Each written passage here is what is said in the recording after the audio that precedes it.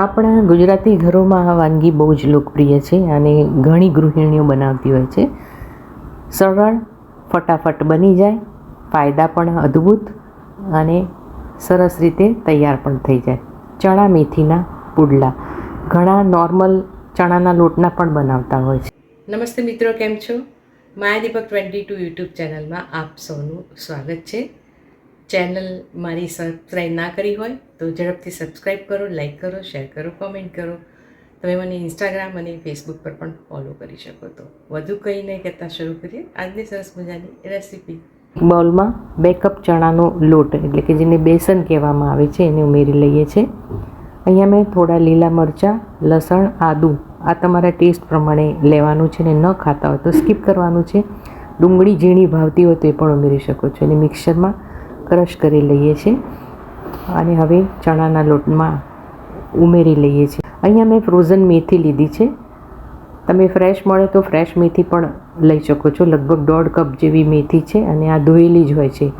Fresh વાપરો તો ધોઈ કોરી કરી અને ઝીણી કાપીને ઉમેરવાની છે. ચણાનો લોટ પ્રોટીનથી ભરપૂર હોય છે અને મેથી ઉમેરવાથી ઔષધિ જેવું કામ કરે છે. તો હવે રૂટીન મસાલા જ કરવાના છે. થોડી હળદર ઉમેરીએ છીએ. અહીંયા મેથી મસાલો ઉમેરું છું જે હેલ્થ માટે સારું છે એટલે હું કાયમ ઉમેરતી જોઉં છું.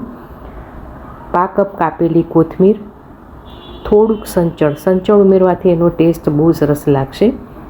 અડધી ચમચી જેવું સંચળ ઉમેર્યું છે ને હવે થોડું પાણી ઉમેરીને ધીરેથી મિક્સ કરવાનું છે એટલે ગાંઠા ન પડે. તો અત્યારે હું ધીરે ધીરે પાણી ઉમેરી રહી છું. મેથી કડવી હોય છે પણ ચણાના લોટ સાથે ભળે ત્યારે તેનો સ્વાદ અદ્ભુત લાગે છે અને પાચનને સારું બનાવી શરીરને અંદરથી મજબૂત કરે છે. ચણાનો લોટ અને મેથી બંનેનો ગ્લાયસેમિક ઇન્ડેક્સ ઓછો હોય છે. આ કોમ્બિનેશન ડાયાબિટીસના દર્દીઓ માટે અને ગ્લુટેન ફ્રી ખાતા હોય એના માટે બેસ્ટ છે. મેથી પાચન ક્રિયા મજબૂત કરી શરીરમાંથી LDL એટલે કે ખરાબ કોલેસ્ટ્રોલ ઓછું કરવામાં મદદ કરે છે અને આ મિશ્રણ શરીરમાં હિમોગ્લોબિન વધારે છે, નબળાઈ દૂર થાય છે.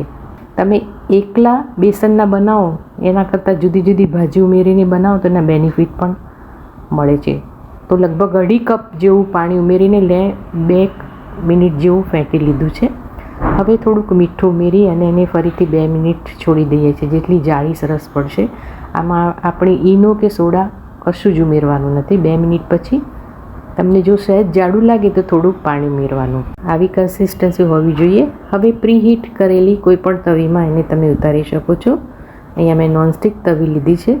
મોટા નાના તમારા ઘરમાં જે રીતે પાતળા જાડા ખવાતા હોય, કડક, પોચા, બધાની ખાવાની રીત અલગ અલગ હોય છે. તમારા ઘરમાં કેવી ટાઈપના ખવાય છે મને કોમેન્ટમાં લખજો. અને એકવાર મેથીવાળા પણ તમે બનાવજો. જે બનાવતા હોય કોમેન્ટમાં મને લખજો. આવી રીતે ઉતાર્યા પછી ઉપરની જે સાઈડ હોય એ સહેજ પણ ભીની ન રહેવી જોઈએ. આ જે નવા શીખતા હોય એના માટે આ ટીપ છે. ગૃહિણીઓ બનાવતી જ હોય છે. બરોબર સુકાઈ જાય પછી જ તેલ, ઘી કે બટરને એપ્લાય કરવાનું છે અને ઉખાડવાની ઝડપ કરવાની નથી. બરોબર સુકાઈ જાય, કિનારીઓ છોડવા માંડે એટલે હળવેથી તવેતાની મદદથી એને ઉખાડવાનો છે. હવે તમારે ઘી, તેલ કે બટર એપ્લાય કરવાનું છે અને સાઈડની પહેલાં એક કિનારી જે ઉખડતી હોય એને ઉખાડી અને ચારે બાજુથી એને ઉખાડી લેવાનો છે અને પછી પલટાવી દેવાનું છે. ના એસિડિટીની ચિંતા, ના વજનનો ભાર. મેથી ચણાના પુડલા છે પોષણનો ભંડાર.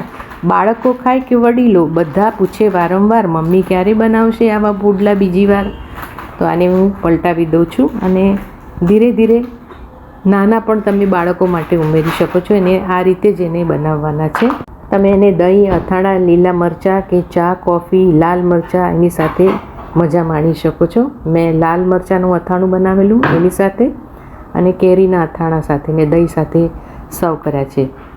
વિડીયો લાઈક, શેર ને સબસ્ક્રાઈબ કરવાનું ભૂલતા નહીં. આવી અવનવી હેલ્ધી રેસીપી માટે મારી સાથે જોડાયેલા રહ્યો. તમે પુડલા બનાવતા હો તો કોમેન્ટમાં યસ લખજો. ફરી મળીશું. આવજો.